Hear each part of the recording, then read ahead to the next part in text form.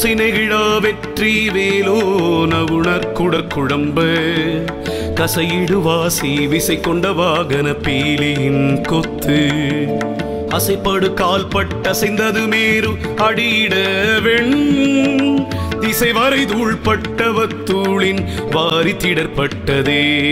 திருச்சிற்றம்பலம். ரம பார்வதி பதே ரர மகாதேவா. தென்னாடுடைய சிவனே போற்றி, எண்ணற்றவர்க்கும் இறைவா போற்றி. திருச்சிற்றம்பலம். பொழியான திருமேனி உமிழ்தானோ மிகமேவும் கழியாரவரும் யானை கடல் நாழும் மறவாமல் அழியாழுமல்ல தூவும் அடியார்கள் உளமாற வெளியாகும் வலிதாய வினை கூட நினையவே. திருச்சிற்றம்பலம்.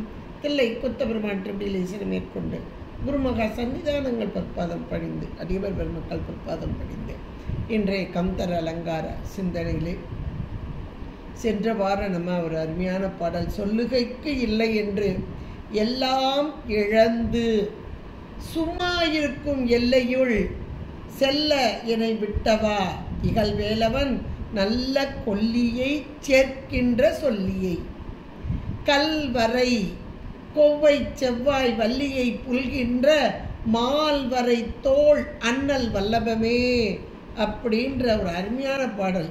சும்மா எல்லாம் இழந்து சும்மா இருக்கும் எல்லையுள் செல்ல என்னை விட்டவா அப்படின்னு சொன்ன அருமையான ஒரு அலங்கார பாடலாக்கி கொடுத்த அருணகிரியார் அடுத்த பாடலிலே முருகரை மட்டுமே சொன்னது போதுமா, முருகரோடு சேர்ந்து இருக்கிறாங்களே யாரெல்லாம் இருக்கா, வள்ளி, தெய்வ யானை, மயில், வேல், சேவல் கொடி, இதெல்லாம் சேர்ந்திருக்கே, எல்லாவற்றையும் சேர்த்து சொல்ல வேண்டுமே என்று அவள் கொண்டாரோ என்னவோ. அதில் மயிலை பற்றி, ஏன்னா மயில் மீது ஏறி வரும் முருகப்பெருமான், நீல மயில் மீது ஏறி வரும் இந்த முருகர் அப்படின்றத நிறைய இடங்களில் நம்ம பார்க்கக்கூடியவர்களாக இருக்கும். இந்த முருகப்பெருமானுடைய அழகே என்ன அப்படின்னா, அந்த நீல மயில் மீது ஏறி நிற்கும் அந்த அழகு தான். அந்த அழகை சொல்வதற்கு வார்த்தைகளே இல்லை என்று சொல்ல வேண்டும். அப்படிப்பட்ட ஒரு அற்புதமான ஒரு அழகு. அந்த மயிலின் பெருமைகளை எல்லாம் இங்கே அழகாக ஒரு பட்டியல் போடுறார். மயில் என்பது முருகப்பெருமான் ஏறி வரக்கூடிய ஒரு வாகனமாக இங்கே அமைந்து உள்ளது. அந்த மயிலுடைய பெருமை என்னன்னு நம்ம திருப்புகள்லையும், திருப்புகள் மட்டும் இல்லை, கந்தர அனுபூதி நீங்கள் எடுத்துக்கிட்டிங்கன்னா முதல் பாடலே சொல்வார். முதல் பாடல்லையே சொல்வார். என்ன சொல்வார் அப்படின்னா, முருகா உன்னை சதா காலமும் புகழ்ந்து பாடக்கூடிய பணியை தாம்பர். ஏன்னா ஏதாவது ஒரு வேலை இருந்தால் நம்ம அந்த வேலையே செய்யணும் கண்ணுங்க கருத்தாக இருப்போம், மற்ற சிந்தனைகள் வராது. இந்த அருணகிரி பெருமானுக்கு அப்படி தான் வந்தது என்னவோ, முருகா உன்னையே பாடணும், ஒன்று மட்டும் இல்லை, ஆடும் பரி வேல் அணி சேவல் என முதல் வார்த்தையை போட்டார்.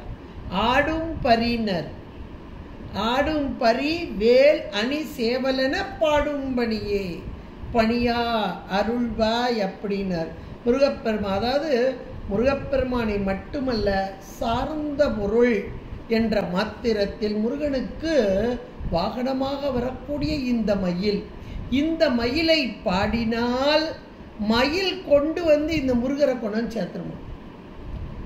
இந்த மயில் மேலே தானே ஏறி வரணும். அதனால இந்த மயிலை பாடினால் மயில் கொண்டு வந்து இந்த முருகரை சேர்த்து விடும் அப்படின்னு மயில் விருத்தம் பாடியிருக்கிறார் அருணகிரியார். ரொம்ப அருமையான ஒன்று. இப்பவும் நமக்கு ஏதாவது ஒரு துன்பம் வந்தால் முருகரை பாடுறதுக்கு முந்தி இந்த மயில் விருத்தம்னு அருணகிரியார் பாடினதில் அந்த மயில் விருத்தம்னு இருக்குது. அது நீங்கள் எடுத்து பாருங்கள், திருப்புகள் பெரிய புக்கு வச்சுருந்தீங்க அப்படின்னா அதுலேயே கூட சேர்ந்து இருக்கும். அதை பாருங்கள், கண்டிப்பாக அதை பாடுங்க.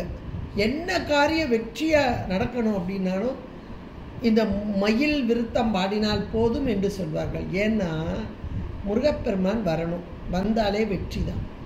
இந்த முருகப்பெருமானை கூப்பிட்றத காட்டிலும் மயிலை கூப்பிட்டா மயில் கூட்டிகிட்டு வந்துடும், அந்த முருகனை கூட்டிகிட்டு வரும் அப்படின்னு மயில் விருத்தம் பாடுவார்கள் என்று சொல்வார்கள். இந்த அப்புறம் மயிலுடைய பெருமைகளை அந்த பாட்டில் ரொம்ப அழகாக பட்டியல் போட்டு சொல்கிறார். அதே இதுதான் இங்கேயும் கொண்டு வர்றார், கந்தர் அலங்காரத்திலையும் கொண்டு வர்றாரு. மயிலை சொல்லி அதில் சொல்லும்போது சக்கர பிரசண்டகிரி முட்ட கிழிந்து வெளிப்பட்டு கிரௌஞ்சச இளந்தகர பெருங்கனக சிகர சிலம்பும் எழு தனி வெற்பும் அம்புவியும் என் திக்கு தடங்குவடும் ஒக்க குலுங்கவரு சித்திர பதம் பெயரவே சேடன் முடிதின்றாட ஆடல் புரி வெஞ்சூரர் திடுக்கிட நடிக்கும் மயிலாம் அப்படின்பார். நடிக்கும் மயிலாம் அருமையான பாட்டு. அதில் ஒரு வார்த்தைகள்லாம் அப்படியே தெரிச்சு விழுகிற மாதிரி வரக்கூடியதான மயிலை பற்றி. இந்த மயில் வந்துட்டு அப்படின்னாலே எப்பேற்பட்ட துன்பங்களும் நம்மை விட்டு விலகி கூடும் என்பதற்காக இந்த மயில் எவ்வளவு வேகமாக வருகிறது அப்படின்றத அழகாக சொல்வார். பழமுதிர்ச்சோலை பாடல் திருப்புகள்லையும் சொல்லும்போது ஆடு தனி மந்திர ரூபநிலை கொண்டதாடு மயில் என்பது அறியேனே அப்படிம்பார். அப்படிப்பட்ட மயில், இந்த மயிலை தனக்கு வாகனமாக கொண்ட இந்த முருகப்பெருமான் அந்த மயிலின் பெருமையை எல்லாம் எடுத்து சொல்கிறார் இங்கு அருணகிரி பெருமானார். அதை சொல்லும் போதே எவ்வளவு ஒரு நயமாக, அந்த நயத்தோடு சொல் அழகோடு சந்த தமிழோடு கூடியதான ஒரு அழகான மலர், தமிழ் மலர் என்று சொல்லலாம். அலங்காரம் பண்ணுறார் இல்லையா, கந்தர் அலங்காரம் தானே, அதனால அவளை அழகாக சொல்கிறார். குசை நெகிழா வெற்றி வேலோன் அவுணர் குடர் குழம்ப கசையிடு வாசி விசை கொண்ட வாகன பீலியின் கொத்து அசைபடு கால்பட்டு அசைந்தது மேறு அடியிட என் திசைவர தூள்பட்ட அத்தூளின் வாரி இடர்பட்டதே. அருமையான ஒரு பாடலாக்கி இங்கே நமக்கு தந்திருக்கிறார். முருகப்பெருமானுடைய கொண்டு இருக்கும் வாகனம் அப்படின்னு சொல்லி பார்த்தா முருகப்பெருமானுக்கு 3 வாகனம் என்று சொல்வார்கள்.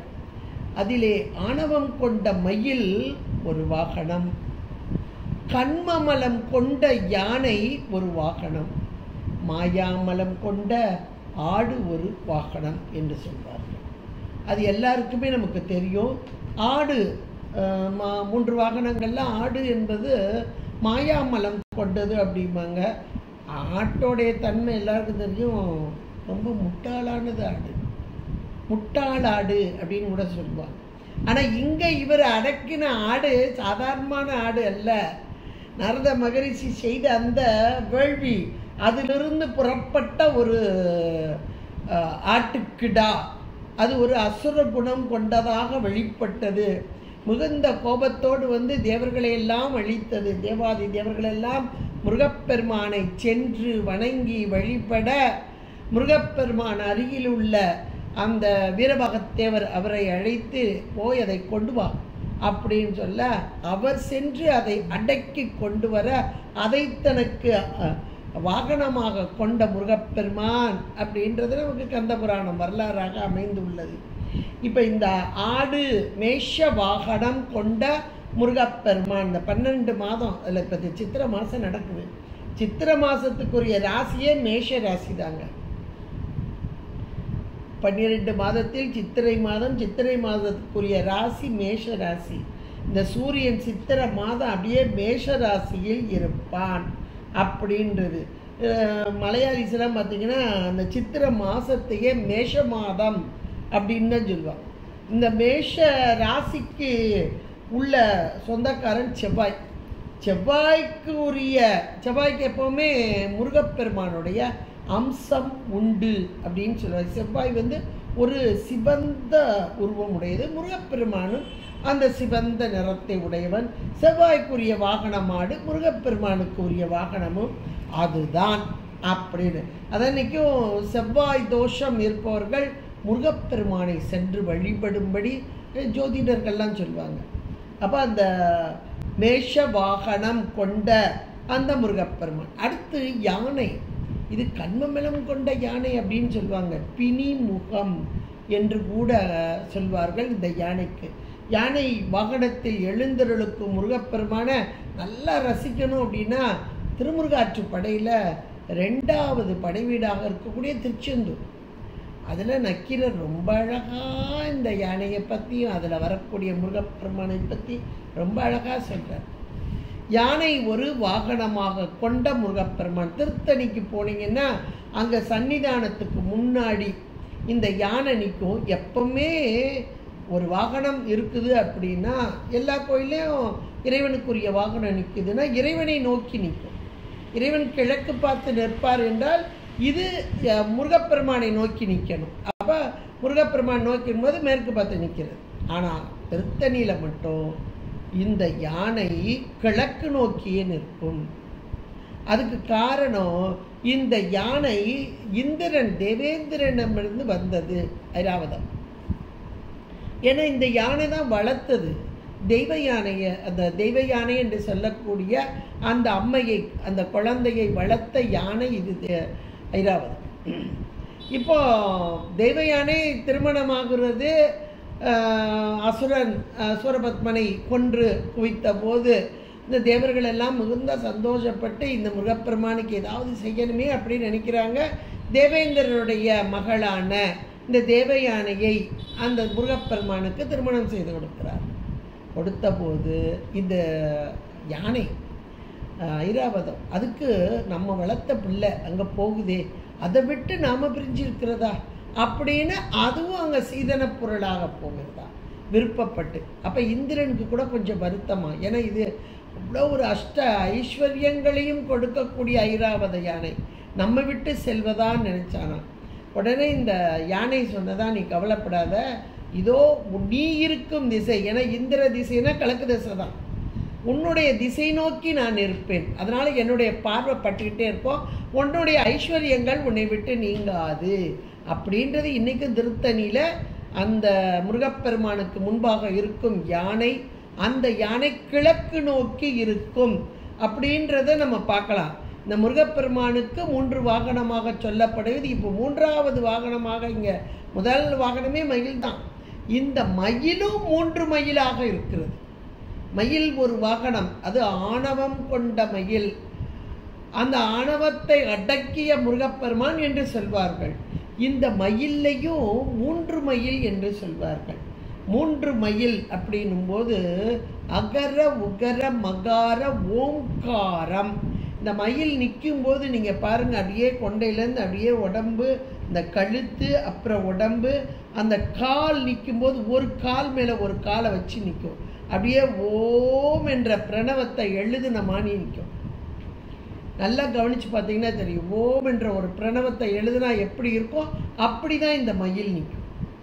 அப்போ ஓம்காரமே, ஆனால் இது ஒரு பெரிய கான்செப்ட், சாதாரணமானது இல்லை.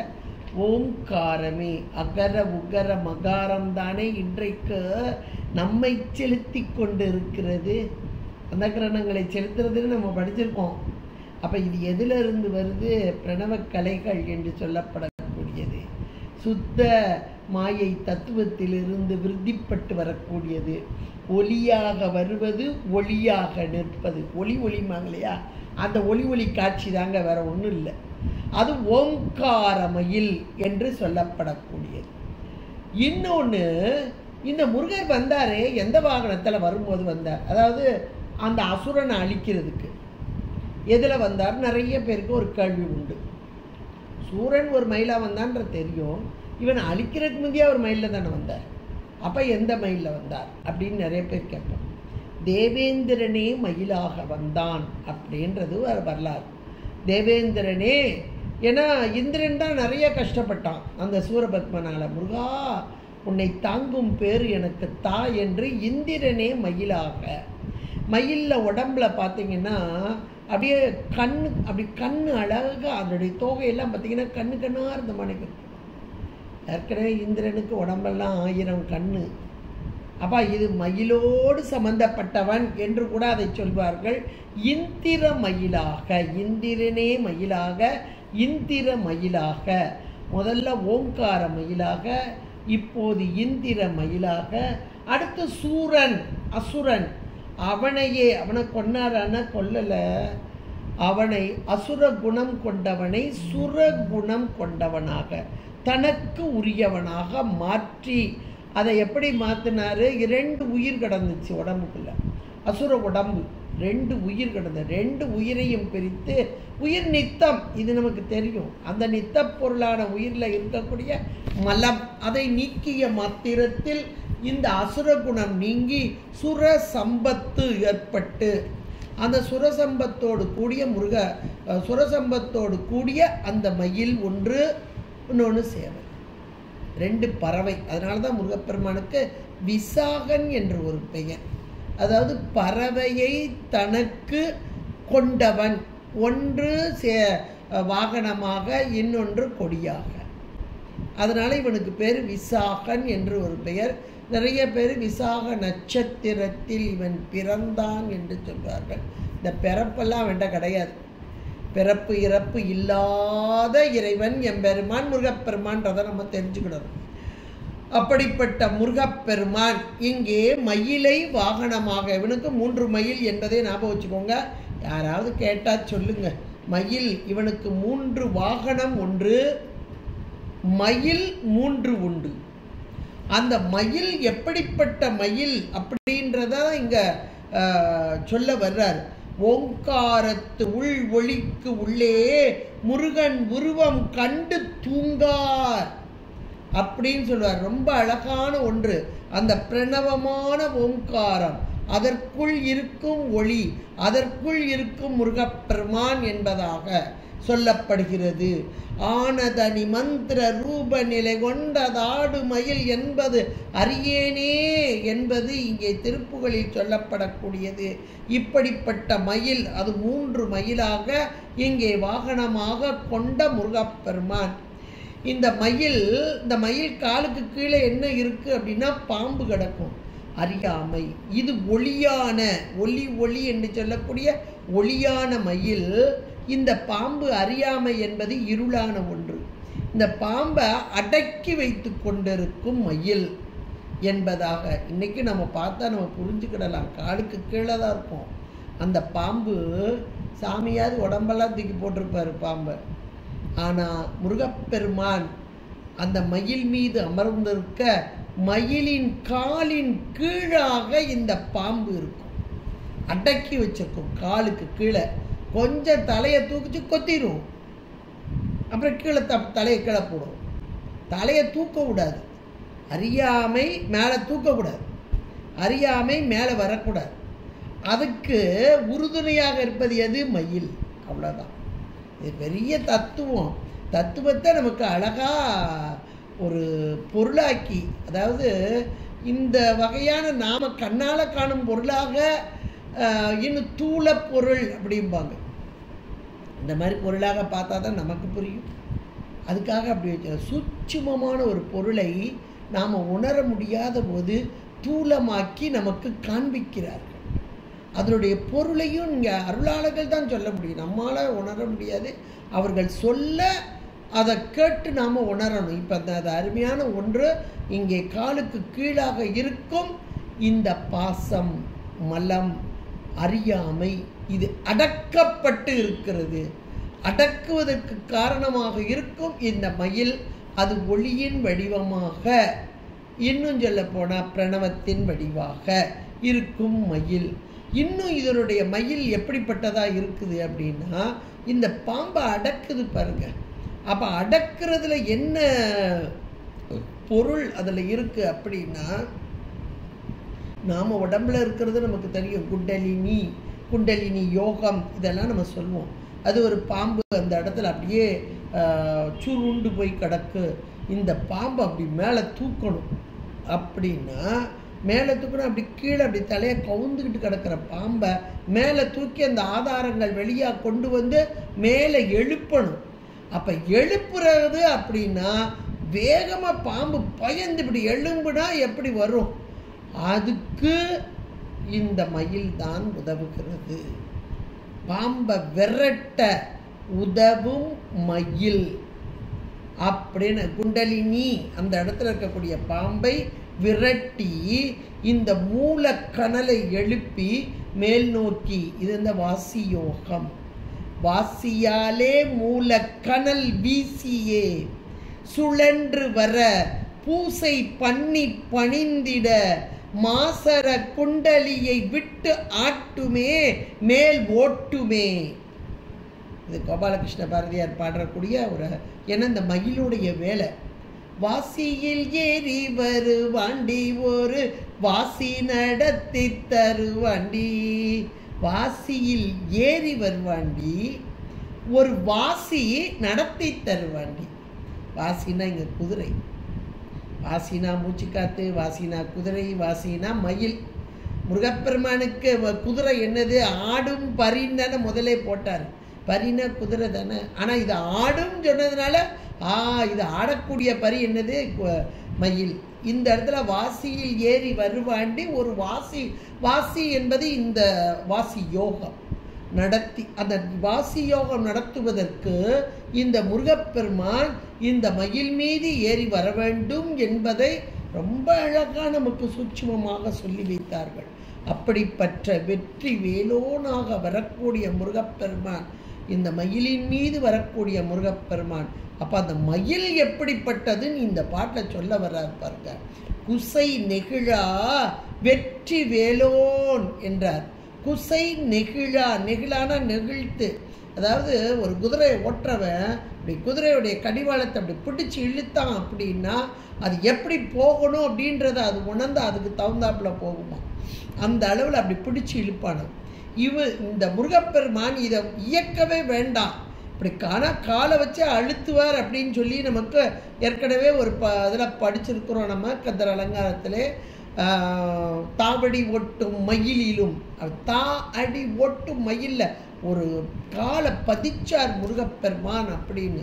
இப்போ இந்த குசை நெகிழா வெற்றி வேலோன், அதை குறிப்பு அறிந்து முருகப்பெருமான் எங்கே போகிறார் அப்படின்னு குறிப்பை அறிந்து அதை பிடிச்செல்லாம் இழுக்க வேண்டாம். அப்படி லேசாக பச்சை மாத்திரத்தில் அது பறந்து ஓடுமா இந்த மயில். அது யோக நிலை. இந்த மயில் என்பது முருகரோடு ஒன்றித்து இருந்து முருகரை எங்கே கொண்டு செலுத்த வேண்டுமோ அங்கே கொண்டு செலுத்திடும், வேகமாக கொண்டு போய் செலுத்திடுவோம். அதுதான் இந்த வார்த்தை குசை நெகிழா. கையை பிடிச்சி இப்படி இழுக்கலாம் முருகர் செய்ய வேண்டாம், ஏறி உட்கார்ந்த மாத்திரத்தில் அவர் எங்கே போன்னு நினைக்கிறார் அப்படின்றத உணர்ந்து அப்படியே கொண்டு போமா. என்ன ஒரு அழகு வார்த்தை பாருங்க. இதை யோசிச்சா முதல்ல நம்ம முருகர் கோயிலுக்குள்ளே போகும்போது அந்த மயில் முன்னாடி இருக்கும். நல்ல கழுகுமலையிலாம் பார்த்தீங்கன்னா அந்த கொடிமரத்துக்கிட்டேயே இருக்கும். அப்போ முதல்ல மயிலை பார்த்து ஒரு கும்பிடு போட்டுட்டு, மயிலே உன் முருகனை எனக்கு காட்டு, முதல்ல மயில்கிட்ட சொல்லிட்டு போகணும். சொல்லிட்டோன்னு வைங்களேன், உள்ளே போகும்போதே முருகர் இங்கே வந்துடுவார்.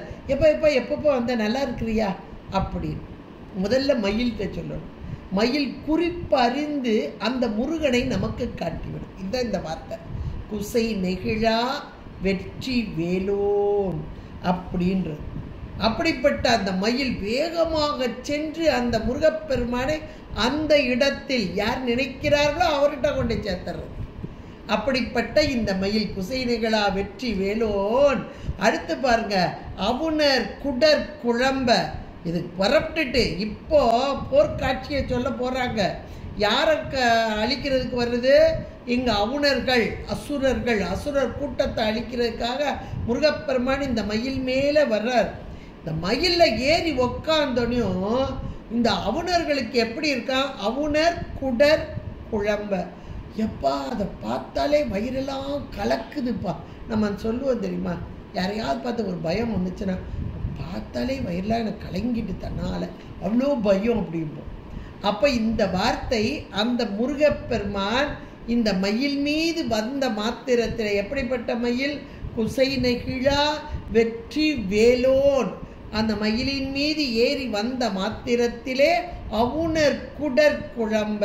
அந்த அசுரர்களுக்கெல்லாம் அங்கே குழம்பி நடுங்கிறா, வயிறு கொடெல்லாம் நடுங்குதான்.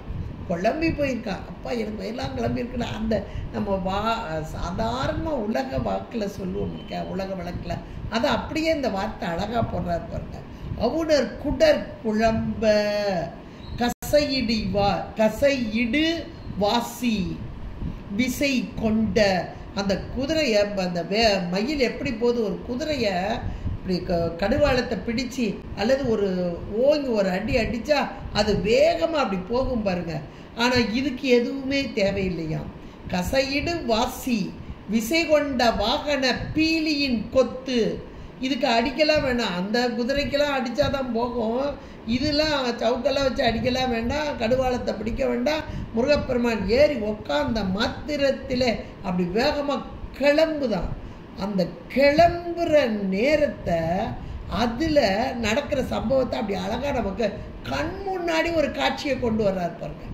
ஏன்னா இது எவ்வளவு வேகமாக வருது, இது வர்ற வேகத்தை பார்த்து எதிர்த்து இருக்கிறவங்க எவ்வளோ பயப்படுறாங்க.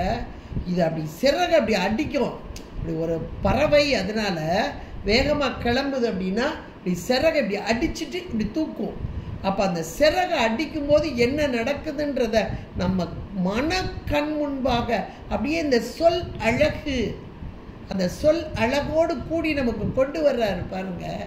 எவ்வளோ ஒரு அருமையான, ஆனால் இதை உணர்ந்துட்டா ஆகா எப்பேற்பட்ட துன்பமும் எனக்கு நீங்கும் அப்படின்ற ஒரு திடம் நமக்கு வந்துடும்.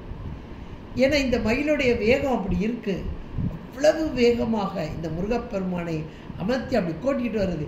முருகப்பெருமானின் வேகத்தை காட்டில் இந்த மயிலின் வேகம், இதை கண்டு பயந்து நடுங்கிய அவுணர்கள் அசுரர்கள் என்பது போலவும், அடுத்து இது அப்படி கிளம்பும் போது இருக்கும் வேகம் எப்படி வேகம் பாருங்க.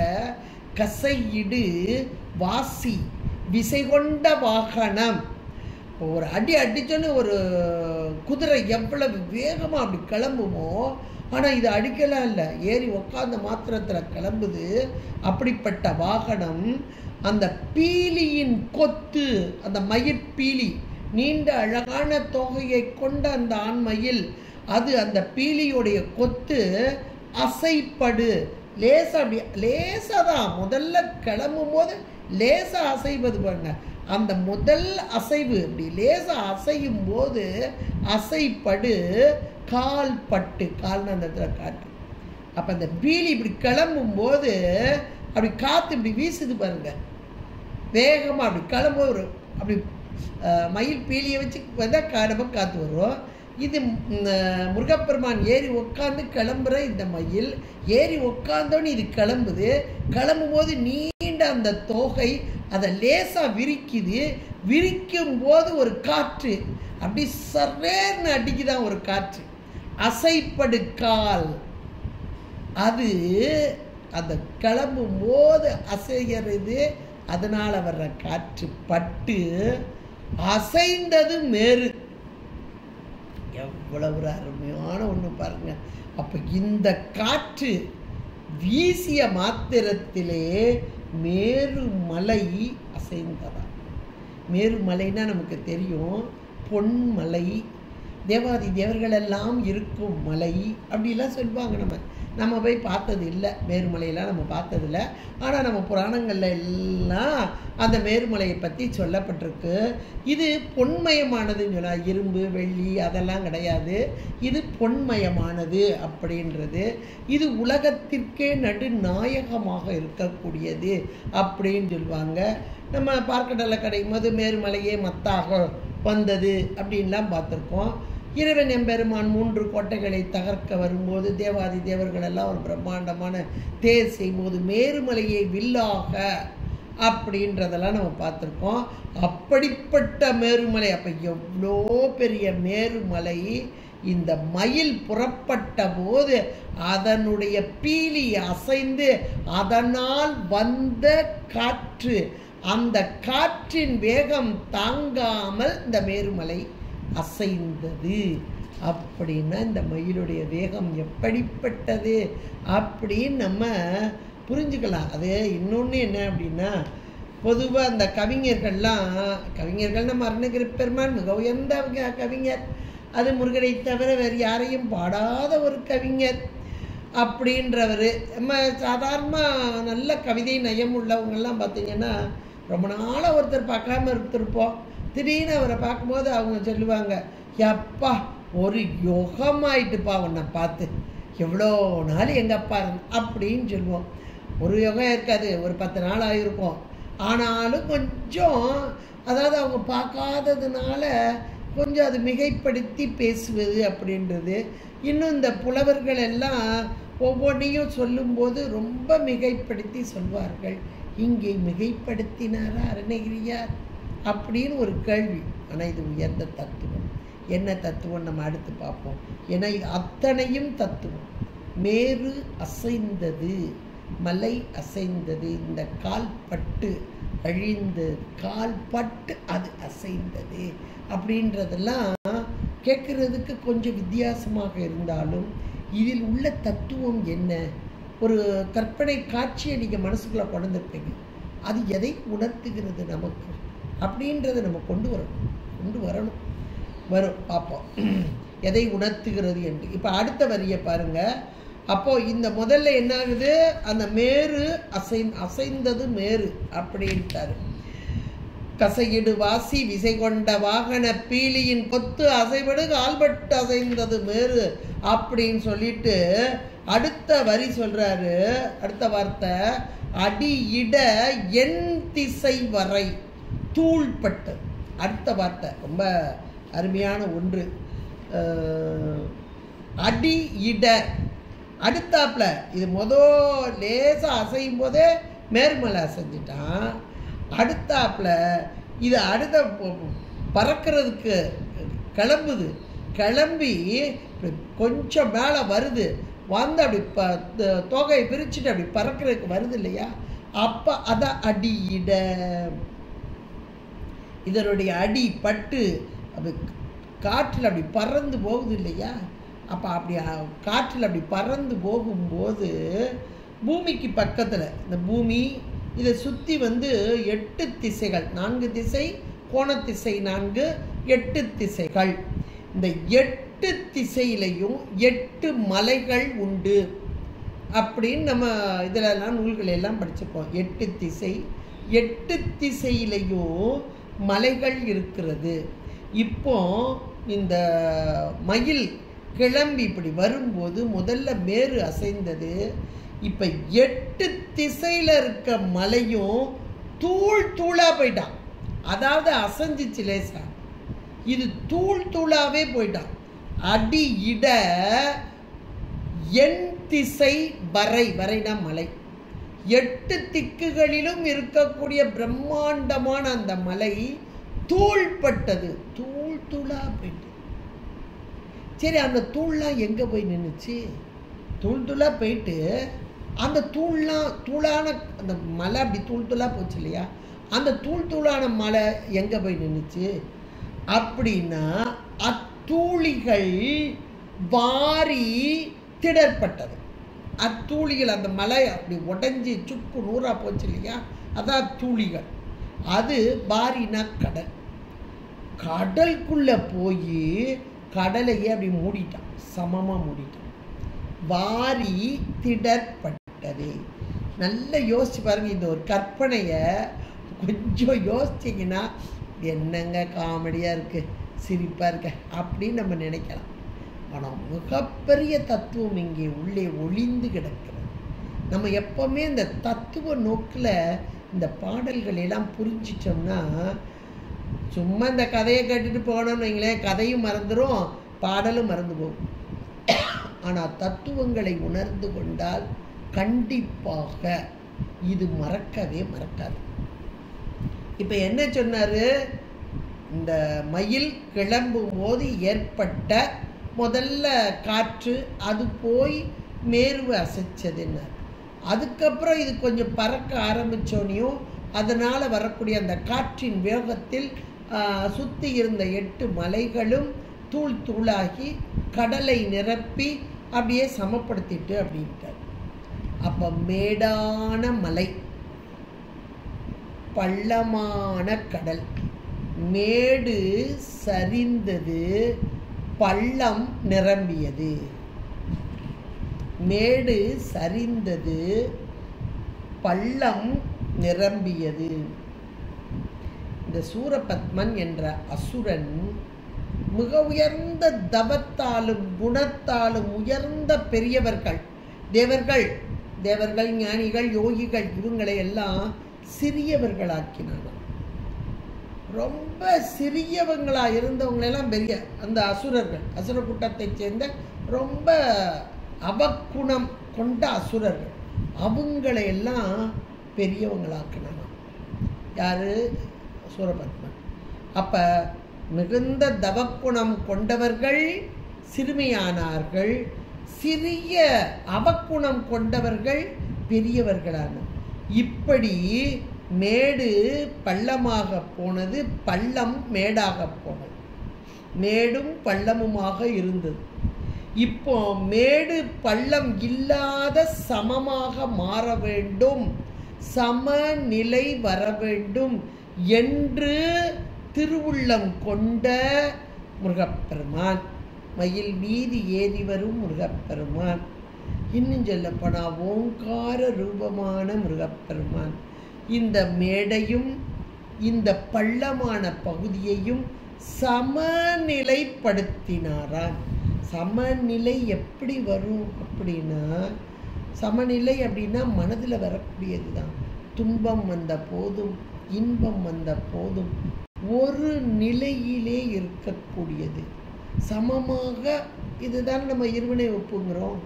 சைவ சித்தாந்தத்தில் இருவினை ஒப்புனா என்னென்னா, கஷ்டம் வந்தப்ப இது என்னால் வந்தது, என்னுடைய வினைப்பா அப்படின்னு நம்ம எடுத்துக்கிட்டா அதனால வர்ற தாக்கம் நம்மகிட்ட வர்றது. ரொம்ப இன்பம் வந்தப்ப அதனால துள்ளி குதிக்காம இது இறைவன் திருவருள் என்று கொண்டாலும் ரொம்ப அதிகமான துள்ளலும் இருக்காது. ரெண்டையும் சமமாக பார்க்க வேண்டிய ஒரு பாவனை நமக்கு வர வேண்டும். இதுதான் இருவினை ஒப்பு. அப்படி இந்த இருவினை ஒப்பு எப்போ வரும் அப்படின்னா, மேடும் பள்ளமுமான உலகம், இன்ப துன்பங்களோடு கூடிய உலகம், அசுர கூட்டமும் சுரர்கூட்டமுமாக உள்ள உலகம்.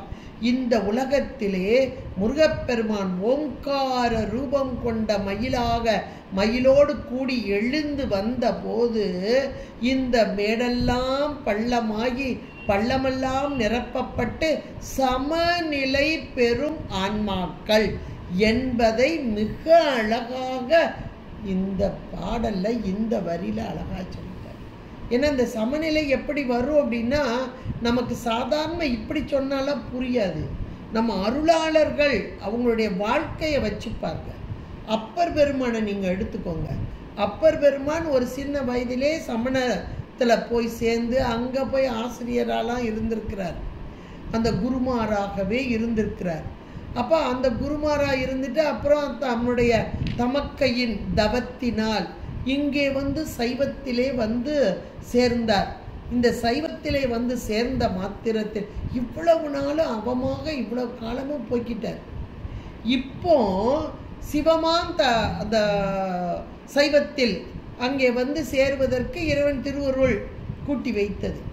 இப்போ இங்கே வந்த பிறகு எவ்வளவு துன்பம், எந்த ஒரு துன்பம் வந்த போதும் அதை துன்பமாவா அவர் நினைச்சார்? துன்பமாவே நினைக்கிறார். எல்லாம் இன்பமே, இறைவன் திருவருளே என்ற ஒரு மனநிலை அவருக்கு அந்த சமநிலையை கொடுத்தது. சுண்ணாம்பு காசல்ல காலவாசல்ல போட்டால் எரியிற நெருப்பு, அதுக்குள்ளே இருந்துக்கிட்டு மாசில் வீணையும் மாலை மதியமும் வீசுதென்றலும் வீங்கு இழ வேணிலும் மூசு வண்டரை போன்றதே. அது எது அப்படின்னா, ஈசன் எந்தை இணையடி நிழலேன்ட்டார். நான் என்னுடைய திருவடியில் இருக்கேன், இது ஒன்றும் செய்ய முடியாதுன்ட்டார். அதுதாங்க உண்மையான சமநிலை. அந்த மனம் அப்படி பக்குவப்பட்ட நிலை, நல்ல ஒரு பரிபாகம் பெற்ற ஆன்மா, இறைவனோடு ஒன்றித்து நிற்கும் ஆன்மா. இந்த இடத்துல முருகப்பெருமான் யாருக்கு? உள்ளத்திலே, இன்னும் சொல்லப்போனால் உயிர் அறிவிலே இந்த நீல மயில் மீது ஏறி வந்து விட்டானோ அவர்களுடைய உள்ளம் அப்படியே சமநிலை கொண்டதாக இருக்கும். இந்த அருளாளர்களை வச்சு தான் பார்க்கணும். நீங்கள் ரமணர் மகரிஷியெல்லாம் பார்த்துக்கலாம். எவ்வளோ துன்பம் வந்த போது கூட அதை துன்பம் என்று எடுக்கவில்லை. எது உடம்புக்கு வந்தது, உடம்பு ஜடம், அது மாயா காரியம், அது துன்பப்படுறதுக்கு தான் வந்துச்சு. நல்லா படு படு அப்படின்னு போகிறோம். துன்பமாக படு படு அப்படின்னு போகிறோம். இதெல்லாம் நமக்கு வருமா? ஐயோ அப்பான்னு ஊரை கூட்டி உலகத்தை கூட்டி இருக்கிறவங்களையெல்லாம் துன்பப்படுத்தி போடுவோம். ஒரு கஷ்டம் வந்துட்டா, நமக்கு ஒரு கஷ்டம் வந்துன்னா கொஞ்சம் பொறுத்துக்கோன்னு பண்ண மாட்டோம். பக்கத்தில் இருக்கவங்க எல்லாம் சேர்ந்து கஷ்டப்பட்டு போவாங்க. யோசிச்சு பாருங்க. அப்போ இந்த பக்குவ நிலை நமக்கு எப்போ வரணும் அப்படின்னா, என்றைக்கு முருகப்பெருமான் இந்த மயிலோடு கூடி இங்கே இருக்கிறானோ அன்றைக்கு இந்த சமநிலை. சமநிலை என்பது இருவினை ஒப்பு. அப்போ இந்த மந்திர மயிலாக, அந்த ஓங்கார மயிலாக, ஓங்கார மயிலின் மீது வரும் முருகப்பெருமானாக, இது ஒளி ஒளி காட்சி அருமையாக அது அழகா அருணகிரியார் நமக்கு கண் முன்னாடி கொண்டு வந்து நிப்பாட்டுறார். இது வந்தால் முதல்ல என்ன சொன்னார்? குசை நெகிழா வெற்றி வேலோன் அவுணர் குடர் குழம்ப கசையிடு வாசை விசை கொண்ட வாகன பீலியின் கொத்து அப்படின்னார். முதல் 2 வரியில் சொல்லும்போது அந்த அவுணர்கள் அசுரர்கள் அவங்க வயிற்றெல்லாம் கலக்கிட்டு தன்னால் அவுணர் குடர் குழம்ப அப்படின்னாரு. கசையிடு வாசி விசை கொண்ட வாகன பீலியின் கொத்து அசைவிடு கால்பட்டு அசைந்தது மேறு. அந்த மயில், அழகான அந்த மந்திர மயில் வீசி அந்த தொகையை வீசி வரும்போதே அதனால் வீசிய காற்று அந்த மேரு மலையையே அசைத்தது, பொன் மலையையே அசைத்தது. அது மட்டுமா, அடி இட எண் திசை வரை தூள்பட்டது, அத்தூளின் வாரி திடற்பட்டதே என்பதாக அப்படி ஒரு அழகான ஒன்றாக அமைத்து கொடுத்திருக்கும் அற்புதமான ஒரு பாட்டாக அமைந்து உள்ளது. இதனுடைய தத்துவத்தை நன்று ஆழமாக புரிந்து கொள்ளுங்கள். முருகப்பெருமான் இந்த மயிலின் மீது ஏறி உயிரின் அறிவிலே இருந்து விட்டால் நம்முடைய இன்பம் துன்பம் இரண்டும், இந்த இன்பமும் இந்த துன்பமும் எனக்கு அல்ல, இதோ முருகப்பெருமான் மயிலின் மீது வந்துவிட்டான் என்ற உணர்வு. இந்த மயில் வந்த மாத்திரத்திலே அசுர குணங்களெல்லாம் நீக்கம் பெறவும், இதுக்காரும் நம்மை துன்பத்தில் அழுத்தி கொண்டிருக்கும் அத்தனையும் நம்மை விட்டு நீங்கவும், எல்லாம் இறை செயல், எல்லாம் இறை அருள் என்ற அந்த சமநிலை, இருவினை ஒப்பு, மலம் பரிபாகப்பட்ட நிலை. மல பரிபாகம் என்பதே இந்த பாம்பு கீழே அப்படியே காலுக்கு கீழே அழுத்தப்படுதல், அறியாமை என்ற ஒன்று அழுத்தப்படுதல், அது திருவடி கீழாக, அது அங்கே மேலோங்கி வர முடியாத நிலை. மிக உயர்ந்த தத்துவத்தை அழகாக இந்த பாடல் மூலமாக நமக்கு எடுத்து எம்புகிறார் அருணகிரி பெருமான். இந்த தத்துவத்தை மனசுக்குள்ள வச்சுக்கோங்க. மயில் மீது கொண்ட முருகனை இனிமேல் பார்க்கும் போது, ஆகா அழகான மயில் மீது வருகிறான் என்ற மாத்திரத்தில் என்னுடைய அறியாமை நீங்கியது, அவுணர் கூட்டம் அங்கே தூள் தூளாக போனது, என்னுடைய துன்ப மலையெல்லாம் இங்கே தூள்பட்டது, என்னுடைய இன்ப இது எல்லாம் எங்கே வந்தது? இந்த பள்ளமான உள்ள உணர்வு. ஆகா இந்த துன்பத்தில் என்ன கஷ்டப்படுறேன் சொல்கிறோம் இல்லையா, அந்த உள்ள உணர்வு அதை அப்படியே நிரப்பி விட்டது, சமநிலை பெற்றது உயிர் அறிவு. அப்படின்ற ஒரு பெரிய தத்துவத்தை இந்த பாடல் மூலமாக நமக்கு தந்திருக்கும் அருணகிரி பெருமான் கந்தர் அலங்காரமாக்கி இருக்கிறார். அந்த முருகப்பெருமானுக்கு அலங்காரம் மட்டுமல்ல, உயிர்களாகிய நமக்கு மிக உயர்ந்த அறவுரையாக அறிவுரையாக மயில் மீது வைத்து, மயிலை வைத்து சொல்லப்பட்ட அறிவுரையாக சொல்லப்பட்ட ஒரு அருமையான பாடல். குசை நெகிழா வெற்றி வேலோன் அவுணர் குடர் குழம்ப கசையிடு வாசி விசை கொண்ட வாகன பீலியின் கொத்து அசைப்படு கால்பட்டு அசைந்தது மேறு அடியிட என் திசை வரை தூள்பட்ட அத்தூளின் வாரி திடற்பட்டது என்று, திடற்பட்டதுன்னா மேடானது அப்படின்றத ரொம்ப அழகாக இந்த பாடல் மூலமாக நமக்கு அறிவுறுத்துகிறார் அருணகிரி பெருமான். இன்றைய நல்ல நாளிலே இந்த பாடலை, அந்த பாடலின் பொருளை சிந்திப்பதற்கு முருகப்பெருமானின் திருவருள் குருவருள் இங்கே நமக்கு கூட்டி வைத்தமைக்கு திருவருளுக்கும் குருவருளுக்கும் நன்றி கூறி கேட்டு மகிழ்ந்த அனைவரின் பொற்பாதம் பணிந்து விடைபெறுகிறேன். நன்றி, வணக்கம். திருச்சிற்றம்பலம். ஹர நம பார்வதீபதே, ஹர ஹர மகாதேவா.